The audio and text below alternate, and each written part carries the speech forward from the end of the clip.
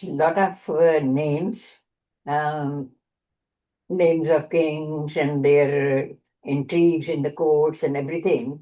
There are important lessons, and those lessons are relevant today in the modern day conditions. They have always been relevant, whether anyone listens to them or reads to get the answer.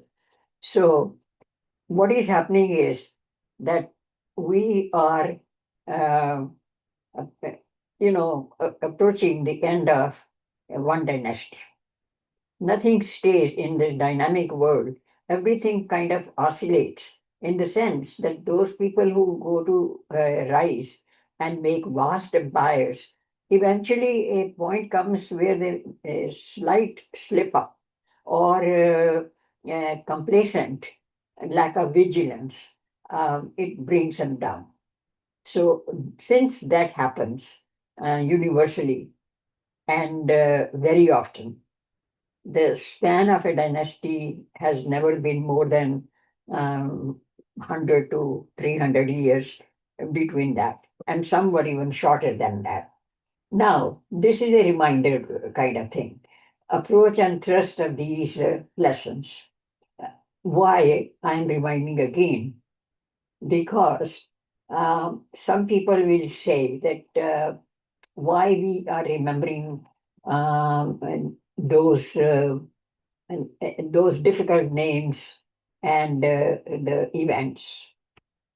And the second thing, and my answer is again, I said that this is to learn lessons from what went wrong and what has been going wrong even today. So the thrust is that in spite of gaps in the dynasty, for example, we talked about Mahabharata, and that happened in 31. Um, 39, and some say earlier than that.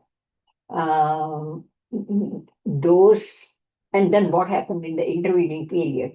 And suddenly we are talking about 600 Common Era.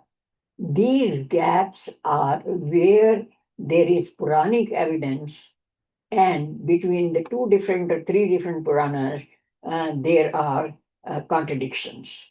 So I gave up using those genealogies of certain dynasties, starting from Parikshit, because there was no other corroborative evidence except the Puranas and some commentaries. So that is one thing which I left unsaid in the earlier sessions. Sequence of dynasties is important, and because earlier dynasties and then later and what happened, that is important. So that we are maintaining as per the Puranas and other evidence. Now, issues relating to the timeline. This is very interesting because the calendars used are different. In the earlier days, 60-year cycle of the 60-year cycle was considered a circle, and then the new circle started. Now we are talking about centuries and a different. So timeline is slightly off. If we get more evidence or clinching evidence in terms of artifacts or coins or seals, that will, after dating them, we might get a better timeline. Genealogy in the Puranas, as I said, I still follow that genealogy as culled by some of the later scholars. More recently, David Frawley, he wrote a book and he gave the genealogies again with a question mark. Now, this is another point which I should have mentioned in very early stage, correcting pronunciation of names written in English. Now, I corrected now in the last, in my book also, where it is Magadh. The Magadha is not the word. The is not Magad, it is Magad. So therefore, no A or H at the end. Now, Krishna. Krishna again is Ana at the end. When there is Ana, no other consonant or vowel is necessary. So Krishna is written Krishna. Okay. Same now Ram. Ram has to have because it is pronounced as Rama. So Ram again. There we put A and pronounce it also with a touch of H at the end. So these clarifications are necessary. And the way people talk about Rama said, Arjuna said, um, that should not happen. Our writing as transliterated, maybe putting an A at the end, but we are not pronouncing the A sound. If in the original Sanskrit it is not there. So, Yudhishthira, Dhritarashtra, this is not permissible as far as I'm concerned, Um, Arjuna means many Arjuns. So, therefore, we correct the pronunciations and we write as it is written in Hindi or Devanagari, of course. Okay. So, now we are starting from 184. That is the year Mauryan dynasty ended and how it ended. So, in this short period, several dynasties came in power, and Janpadas helped shape the political map of India. You see, when the central power is weak, the peripheral kingdoms and the smaller city states, or even district states, um, they start spreading their wings and make new alliances and gain some political power here and there or land. So they are critical in the period of weak base at the center. So it begins modern day relevance of modern day language. We say centrifugal powers and centripetal powers, which set up. So both are democratic considered. But what is the difference? One is what we call federalism in today's language, where the concentration is on the center, and the other have some autonomy in certain fields, but they work uh, under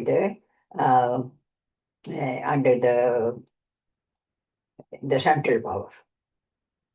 So this tussle is going on now in America.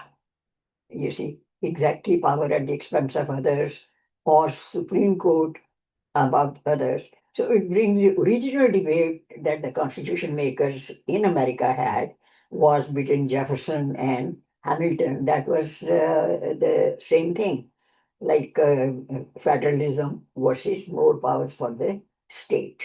Okay. And this is exactly what we are talking about in the current constitution. What's wrong with the Indian constitution? Because it violates the social and ethical ecosystem that was created in a long history of 15,000 years. And this new constitution, borrowing from here and there, and some things are left vague for interpretation or amendment. So that makes the country very weak and vulnerable from inside domestic point of view, internal politics, and from external. So you see why I am explaining this, that we are learning lessons from all these developments. That when there is this kind of a shifting power base or lack of a central power base, and everybody is spreading, testing their wings, then what happens is that there is chaos. seeming chaos. So, relationship between Janpadas and Mahajanpadas and the empire. I explained empire means he's controlling the city states and the smaller districts, entities. So, like Gautam Buddha belonged to Mahajanpada, Shakya clan. So, northwestern border area of subcontinent asserted their independence. Now, this area is Gandhar, Valika, Arat, and beyond that, beyond Indus River, right up to the Ilavati River. That area, the tribal were there, and some kingdoms were there, mighty kingdoms, like Gandhar was a kingdom. So those kingdoms started expanding uh, towards the east. So, and Takshila was right smack in this area, Gandhar. So Maurya kings continue to follow non-violence. Now, this is one of the things that went to the collapse. And with the map, I'll show what happened, what did they lose, and what they had gained before. So non-violence, and we only care for the welfare of the people, and making addicts here for Brahmins, addicts here for Shamanas, and making, viharas, all good things in their own place.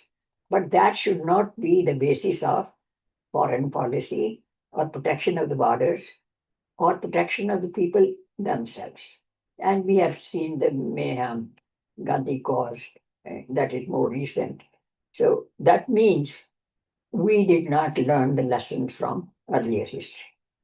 When we were promoting and propagating nonviolence, um, actually we were abdicating our duty to protect our motherland, whatever country or empire we are talking about. So Mauryan kings continued with non-violence. Obviously, at one point, their last king, Bridhar, became so powerless that from all sides, from the south, from the north, from the northwest, from the west, different smaller kingdoms, uh, they came into more power. So it weakened the navel and the nave of the power and left a power vacuum. So, so these were chaotic times, seemingly chaotic times in the sense that even though people and society and economy are totally untouched by all these changes, but politically, nobody was very sure about the boundaries. And naturally, if you don't know the boundaries, geographical ending and beginning, in that case, then you are not able to protect. And while this was going on, and the Mauryan king did not do anything to thwart those enemies, so his army chief, Pushyamitra, killed him, and he started his own dynasty, Shunga. Now, this event has been interpreted by the Britishers and and Europeans uh, in a very negative way, and that it was a decline of Hindu values and Buddhists were suppressed just because he killed a king who was following non-violence. So this has been so naturally it gave them this small little window to insert all kind of evils associated with the Vedic followers of Vedic dharma, Shunga dynasty, Kanva dynasty. That status of women fell down, and there was strict caste, whereas no mention of caste is anywhere, even Varan is not mentioned. So, reason for assassination, the last descendant was not doing anything. So Pushyamitra wanted that we should fight with the alien invaders. They called alien because they were beyond Afghanistan and more towards Arabian, Middle East, what we call, or Central Asia. So the last two Mauryan kings, non-violence, Shunga dynasty, again, was pretty stable, 160 years. So Patliputra was still there. So they ruled Magad area, but smaller than what Ashok had left. So Pushyamitra's reign. So after defeating the alien invaders beyond the northwestern boundary, he came to the banks of Indus and performed Ashwamedh Yajna. Now, this is a Vedic ceremony of after the conquest. You declare yourself sovereign of that area. So again, this is very objectionable that it is return of Vedic times and everything is going down decline in Cambridge history and other Western contracts. They have shown this period as decline of moral values. And suddenly, one of the issues was polygamy was allowed among the uh, rulers. When was it banned? Chandragupta had several wives. Some were in political alliances.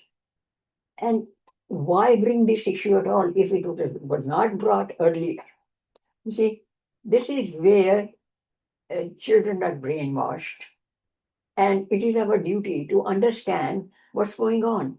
Why certain points which were not discussed for any other country or any other civilization, we insert those kind of flaws and fault lines in Indian history.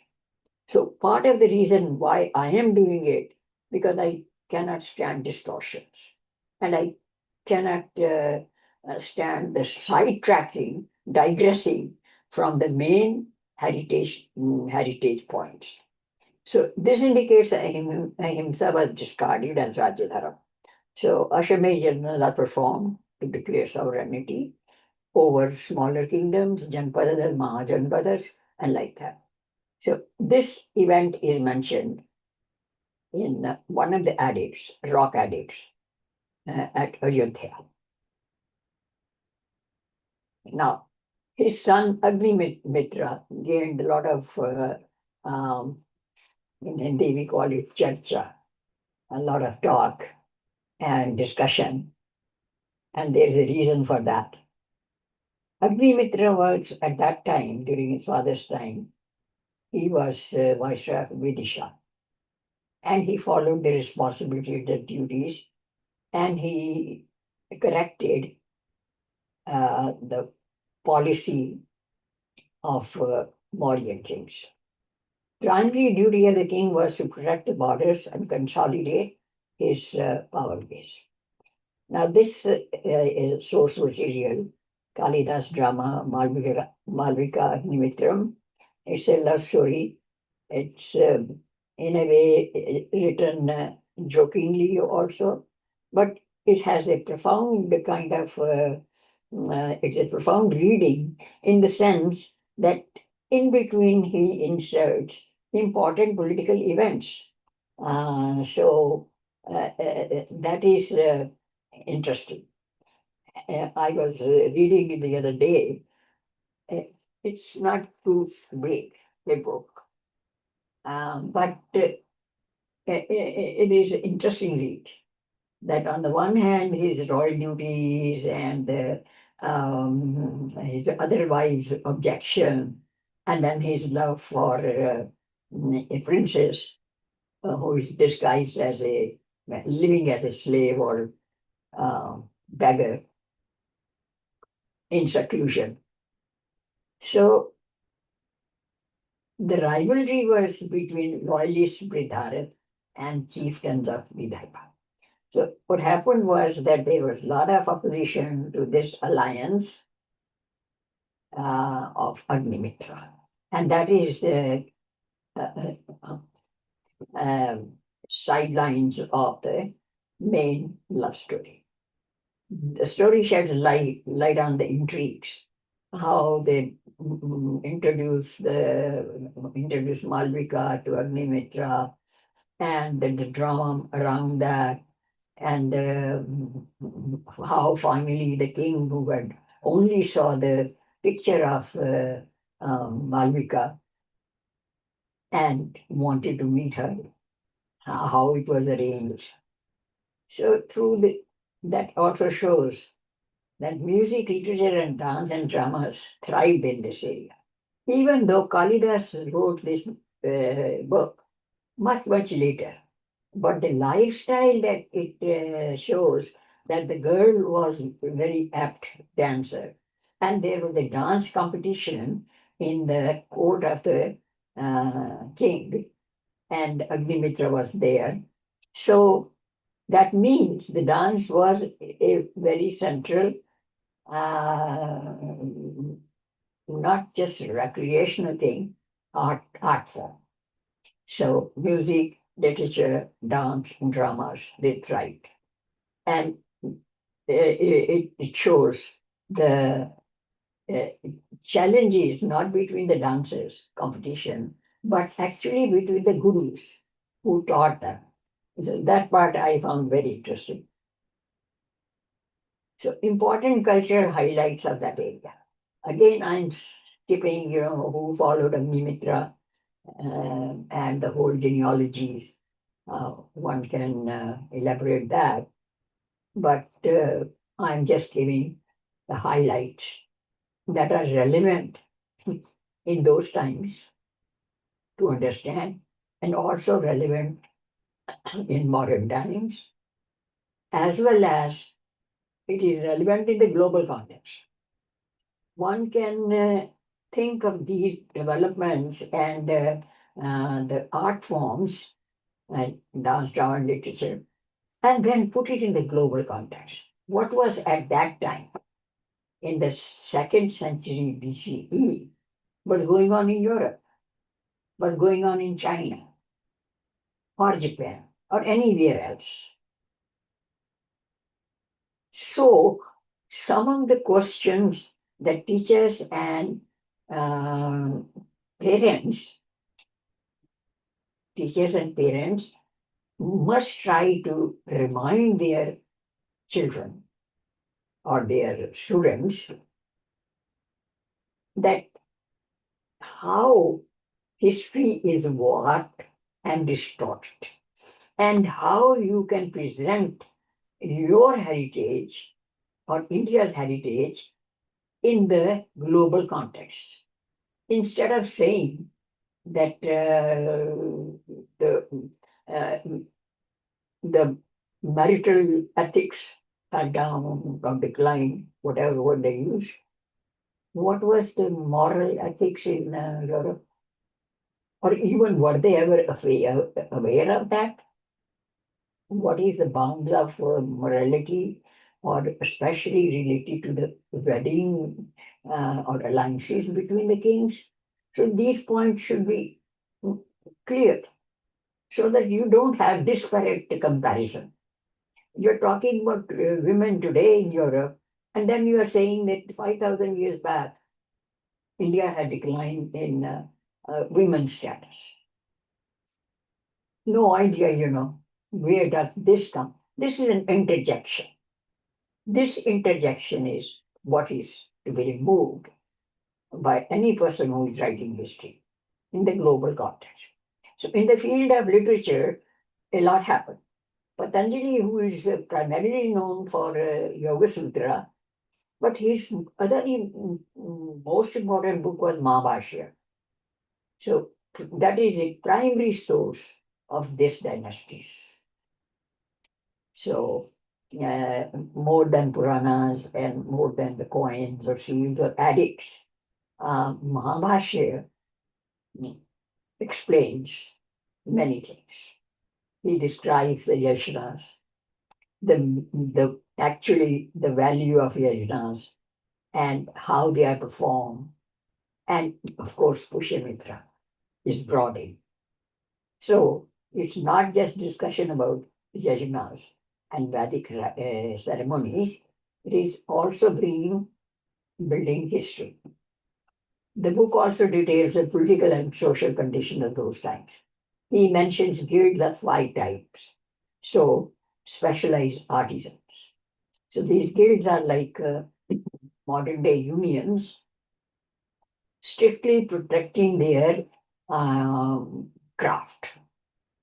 So, there are secrets about the mining and workers. There are secrets between alloys, and those who mix alloys, and many other trades and crafts. So metal workers, masons, architects, cooks, confectioners, these are mentioned in the Mahabharata. I just glanced through it. So Patanjali wrote, of course, the Shunga has respected intellectual qualities of the teachers and Brahmins. Again, this is objectionable because it brings the question of Gurukul system, which had collapsed temporarily. So they revived the Gurukul style education. And this hurts the view, the biased view that the Western historians uh, want to present. So trade and farming were conducted in an organized way, and there was all around prosperity. People do not do dancing around and frolicking and those kind of merrymaking unless there is prosperity. And unless they are unaffected by the chaos in the political field. So then they are left time to make money, thriving economy, agriculture and trade and everything. So the rest of the time is entertainment and leisure time. So, so Patanjali further expands Panini's book on grammar. And Panini's book on grammar, Ashtadhyayi, is a very difficult book. And no matter how many times I read, I just got a little out of that. So I am not the best person to describe, but it is as I see the two books, he further expanded. So he elaborated the rules that apply to. Now those rules are so mathematical that Mahabharata explains, so cryptic and mathematical, they apply to philosophy, logic, grammar, and linguistics. So I understood one example where there is a deductive logic and inductive logic. So example of one approach is that you bring out a discrepancy in your premise. So this is Purva Paksha. What is existing? You find some anomaly or some kind of um, discrepancy. So then you examine the evidence and verify that. And then you bring out the conclusions. So make a deduction, a theory. And that is called Siddhant. So you have, and this is applicable to Mimamsa, grammar, philosophy, and linguistics as well. Because by adding prefix and suffix and by compound words, sandhis, you can have endless number of words. Billions and billions you cannot count. So just by adding. The root word gum, going, that is expanded endlessly to make at least 100 out of 100 words. If you, in recent times, right before our eyes,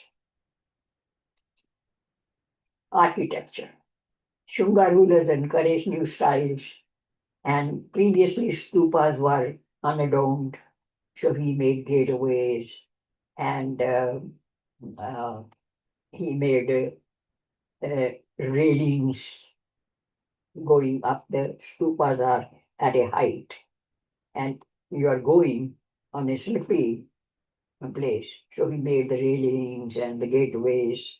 So he decorated the Sanchi and Vidisha stupas. The rulers were, though followers of Vedic Dharma, they patronized all the faith traditions. The artistic activity kept flourishing in Magad, Mathura, Sanchi, and Bodh Gaya. So, which means Mathura is where Sri Krishna and Yaduvanshis and Ugrasenes, they were ruling. And Sanchi and Bodh Gaya are important for Buddhist. Now, now comes the Kanaki. Everything that goes up comes down. It's that much talked about normal curve where you go up and then you go down. And there is a very slippery kind of peak. So Devahuti was the last ruler of Shunga dynasty, and he was again complacent. When power is there, unasked, or you do not work for it or achieve it by yourself, then you naturally misuse it or ignore it altogether, your duties and the people. So he was asked to resign and he refused. But he did move away from the politics of uh, the, the palace. Now he gave his minister, his name was Vasudeva, um, to carry on the administration. And since Vasudeva was Kannada Gotra, this dynasty got his name, very short-lived dynasty. So Kannada dynasty faced continuous attacks. Now we see how Magadha, from very vast empire of Ashok, it has come down during Shunga dynasty to very small area. And then when Devahuti was there and Kannavs came, they were absolutely sandwiched. There were Nagas on this side and other people, Sakas, and all those northwestern new powers were arising. So, and it is not now central power anymore, but they are mighty empires in their own way, splitting up the original subcontinental empire of Ashok. So Kashmir became a powerful kingdom. Vikramaditya Sakari, he thwarted the neighboring plundering tribes coming from the northwest. Andhras became a powerful kingdom from Vindhyachal upwards, and Kushan started coming from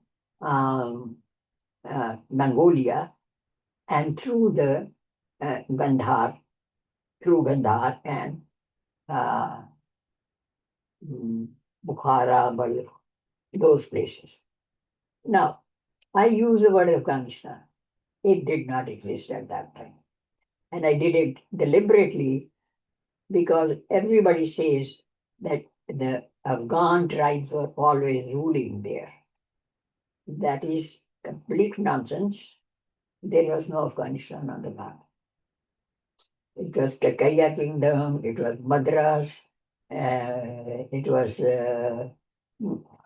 Arat, Gandhar, of course, where Takshila was there, and beyond that. So Afghanistan was not there. So we should actually say coming from through Gandhar and making a southeast journey. Yeah, Mongolia is here. Yeah, southwest journey. So Afghanistan did not exist. Now, another power struggle was going on around the west and southwest. So, emergence of new kingdom and southwest are Patliputra. That means Patliputra now is losing its uh, power base. So Magad is no longer the power, the empire. The Saka tribe ruled, and the Britishers have used the word Scythians. Actually, it was Saka. This distortion is to show that invaders from Central Asia came and brought new blood into a decadent country. So everything has a slant. You see, if you carefully read the books taught in America, globally, uh, the twist and slants, they are so badly distorting the actual civilizational story. So Vikramaditya defeated the Sakas. Now there is confusion about the title. There were several Vikramaditya. There was one before this. There was two after him. In Gupta dynasty, there were two Vikramaditya. And so Vikramaditya means a title. It's a title. When a person comes victorious, he is given a title, Vikramaditya. Aditya is son, and showing the valor, of the sun. The day of the return, the day he returned to Ujjain, happened to be Diwali. Now, there is another interesting point that Deepavali, and people decided not only to give him the title, but also start a new calendar from the next day. That calendar is Saka Samba, which again is the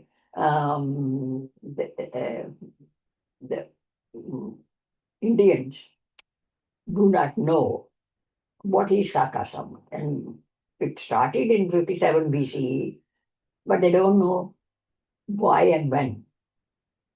So in Chaitra month, there is the New Year, Kali Yuga New Year.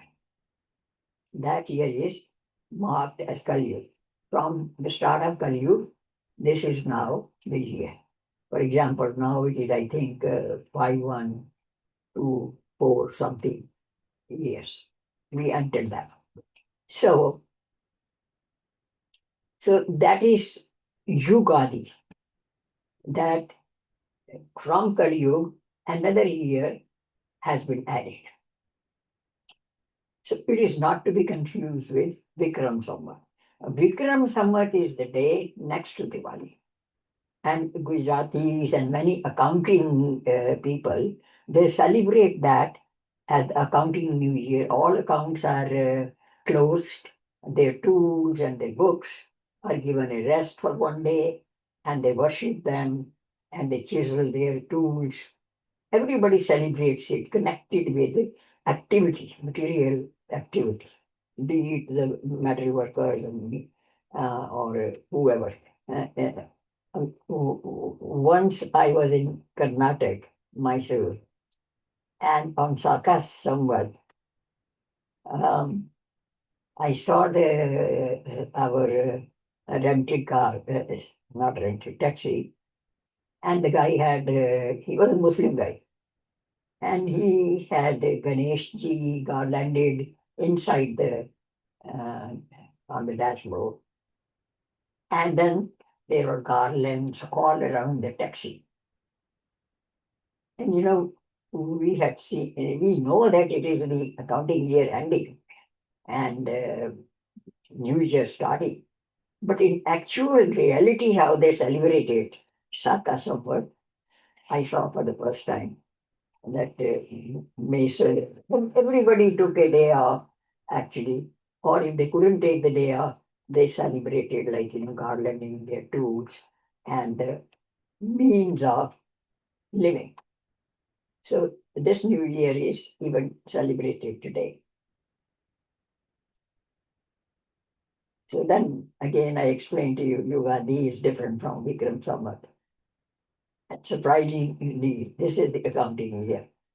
And the horoscopes are also made. The Janam Kundli that we have, it is made Saka Samvat. So every time when I go through a horoscope, I'm looking at different numbers. Of course, in Sanskrit number system uh, script, and then every time I minus 57 to bring back the current calendar. So if it is written like 2000 something, then you take away 57 and know the current calendar year. So I'm just explaining, highlighting that Saka Samvat is very important, but it should be not confused with other calendrical beginnings.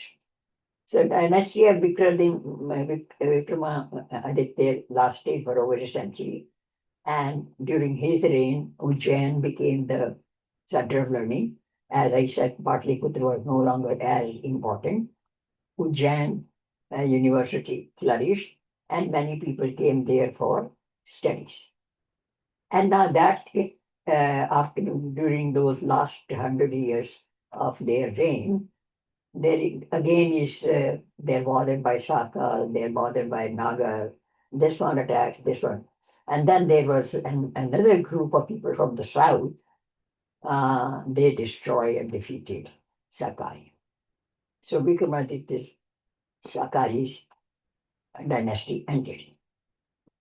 And what is modern day Andhra Pradesh and Vidarbha kingdom, that area came into prominence. But then it did not go up towards Kashi, Mathura.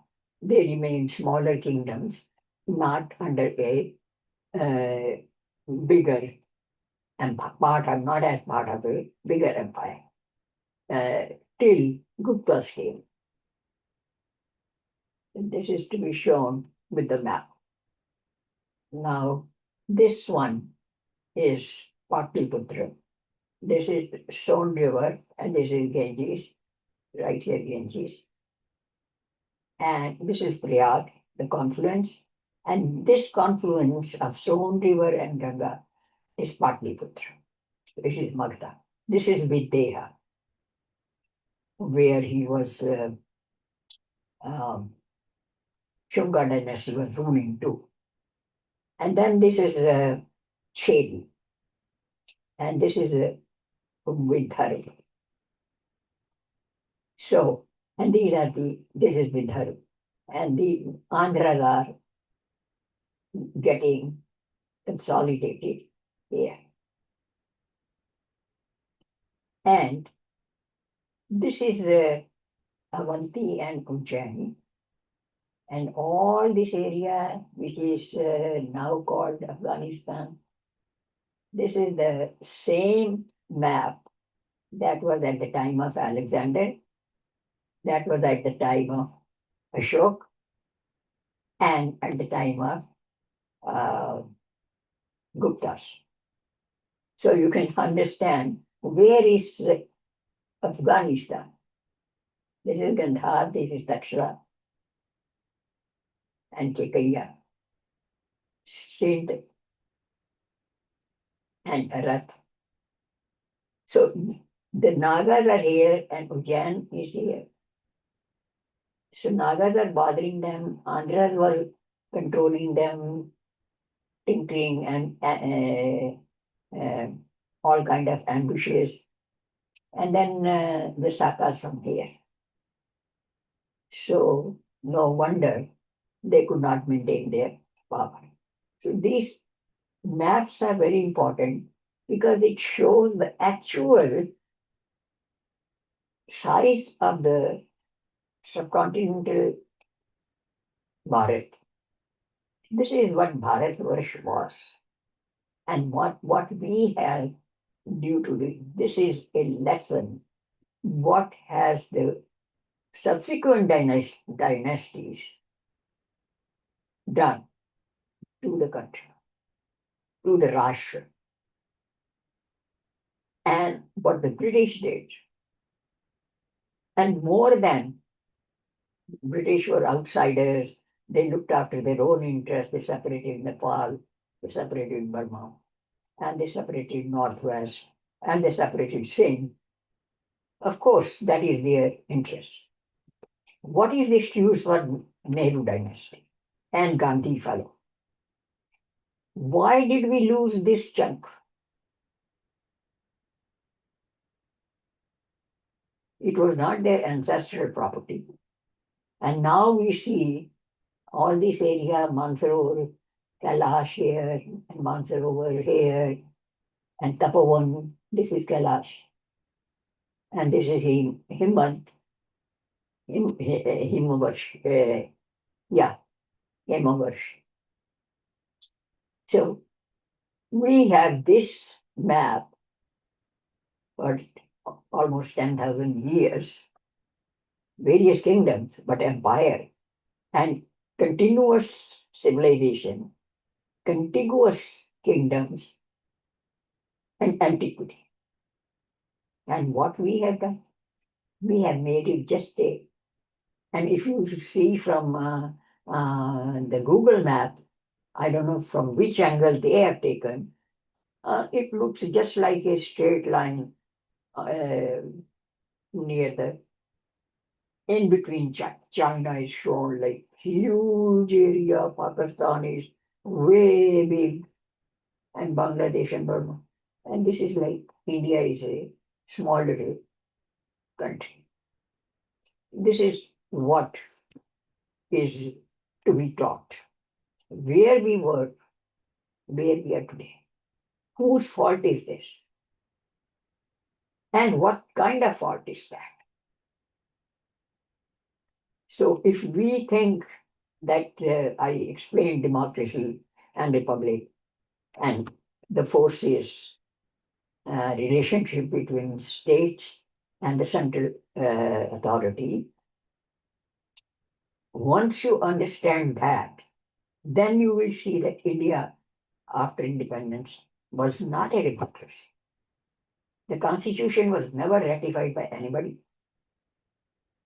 The division of the country was agreed upon by two folds, and the rest of the area was given by Nehru, who was the dictator. Anybody who opposed him was sidelined out. Very important people like Mahavir Tyagi and other people like Savarkar and Ambedkar, Patel, they were out of this world. This is the lesson that we are going to teach. That if you want to maintain your culture, what is the price you pay? Vigilance. It's price of democracy is what? Vigilance. Preservation of your culture, which has withstood so many onslaughts, attacks, this and that, and still survived, even though the area is narrower. But at the same time, it has spread to other countries very fast. Even in the last 4 or 5 decades, being in this country, I've seen how it expands.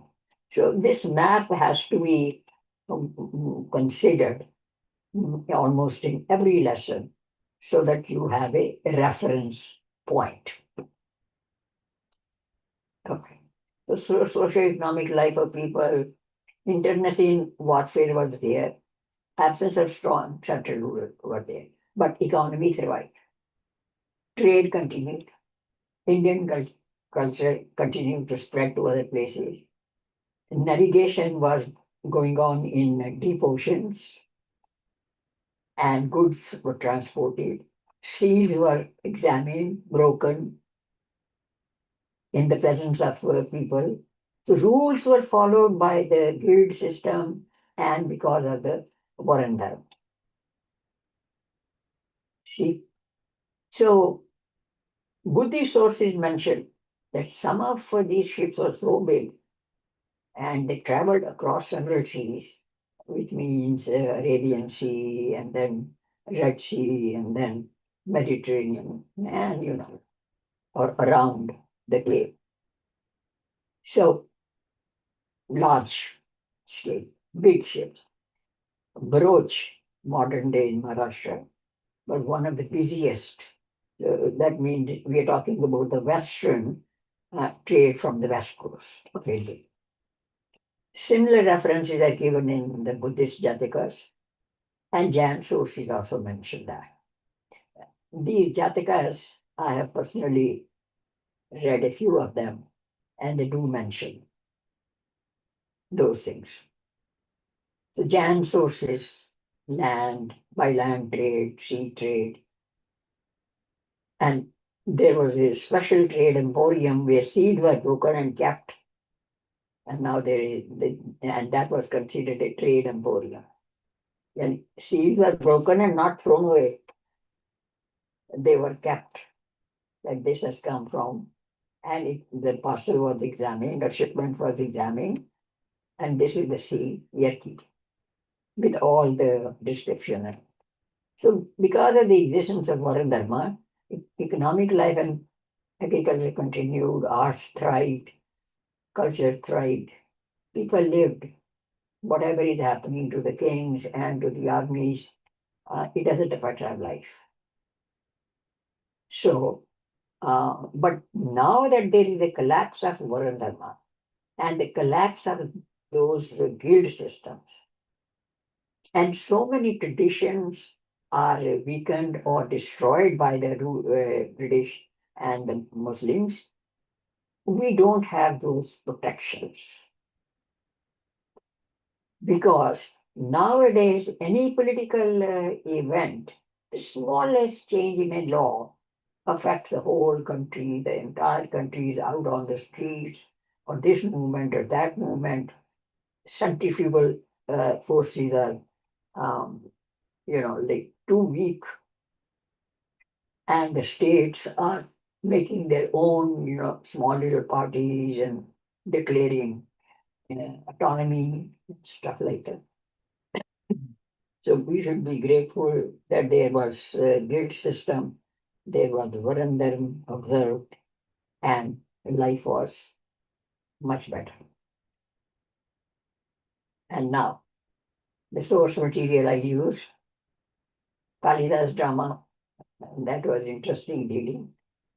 Vayu and Matsya Puran, I did try to read, but there were some contradictions I gave up. Buddhist sources, Jain sources, and coins and seals. These coins do not belong to the Shunga, Kanvas, Vikramaditya, or any of those that we have discussed. These are from Kushan era.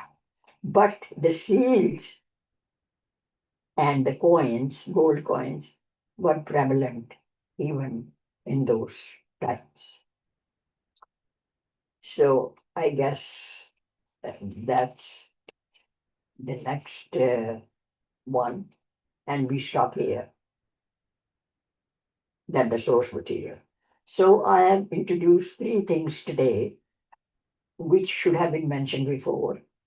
One is that source material should be given so that with the help of internet sites, you can read the original. Okay. And the second is that we can have corroborative evidence because there are several emporiums which are not open archives, and now they are more in the visibility. The third thing I introduced today was that you should pronounce the words, names properly. So Rama is Rama, but Arjun is not Arjuna. Krishna is not Krishna. You see, A and A is normally for female. So,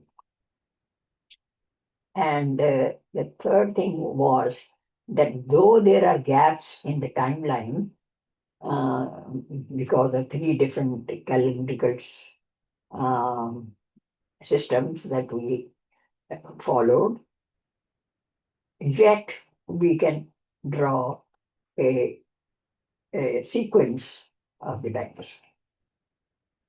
So, having said that, this ends here. Thank you very much. And if you have any question, we can.